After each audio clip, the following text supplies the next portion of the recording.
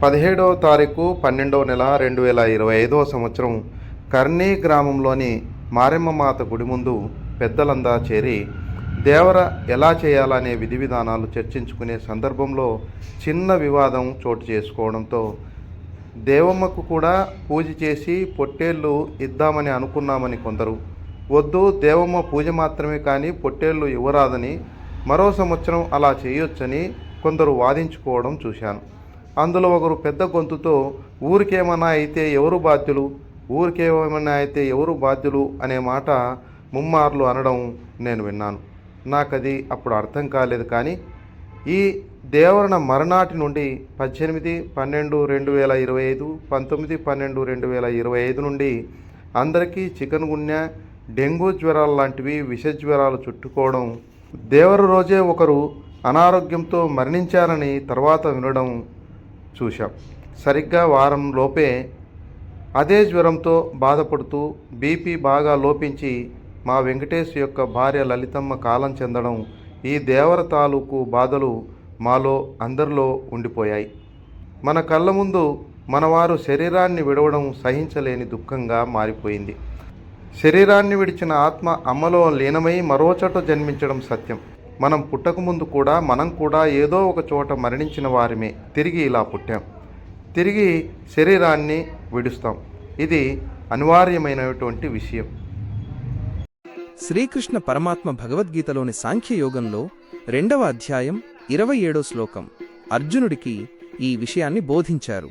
పుట్టుక, చావులనేవి ప్రకృతి సిద్ధమైనవని, వీటి గురించి చింతించడం వ్యర్థమని దీని సారాంశం.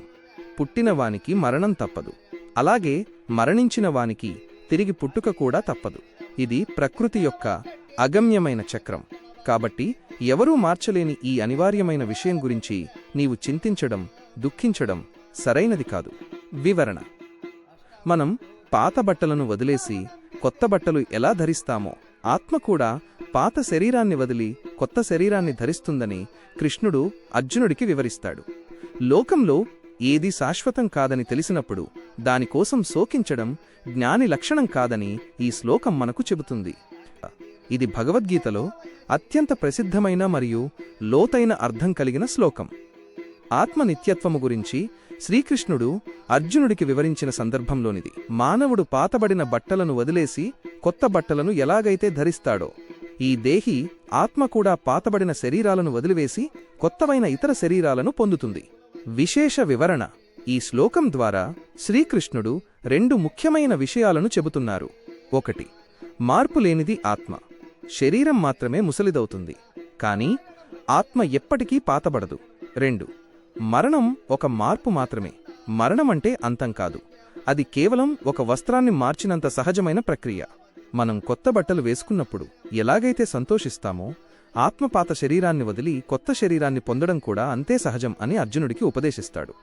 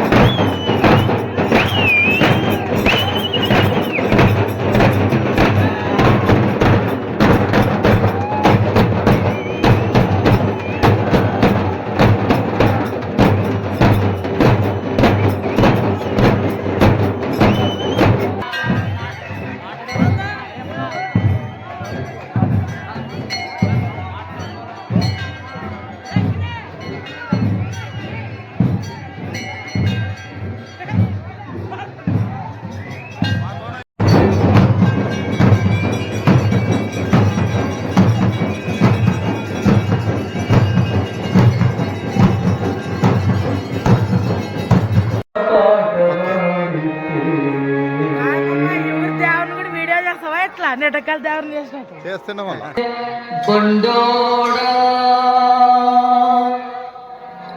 బండింక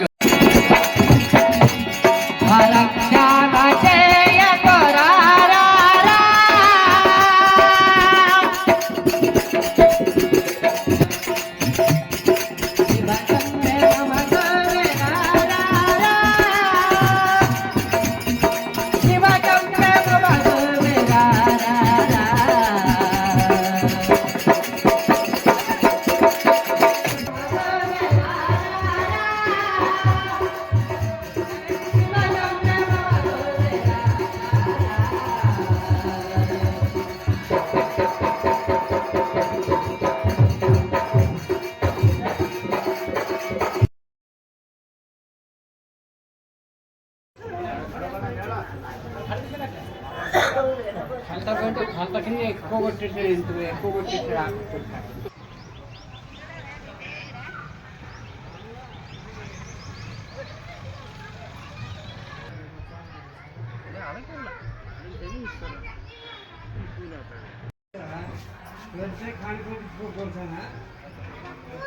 లేదా వాళ్ళని నిలిచలేదు.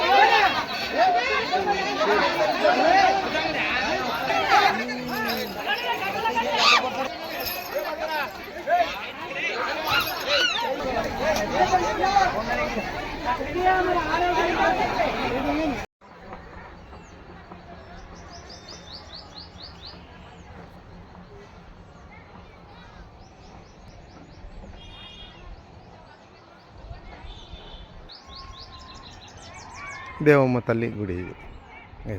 మారమ్మ తల్లి గుడి. ఇంకా ఊరల్లంగా ఇక్కడేనట.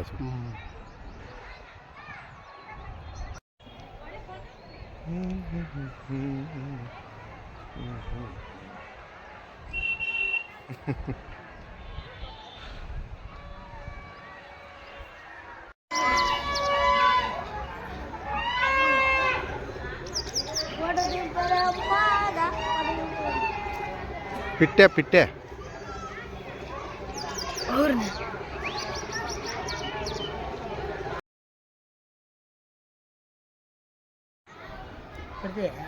కొట్టి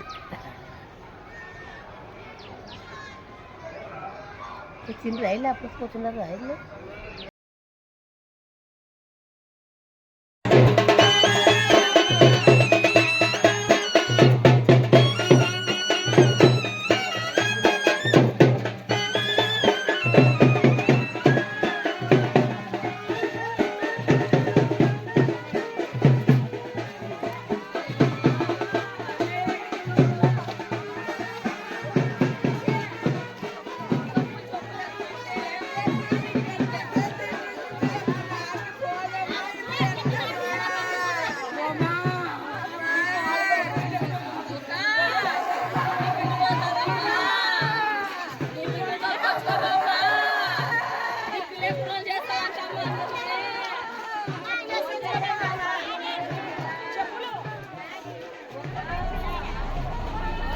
జాతస్య హి ధ్రువో మృత్యుః ధ్రువం జన్మమృతస్య చ తస్మాదపరిహార్యేర్థే నత్వం శోచితమర్హసి.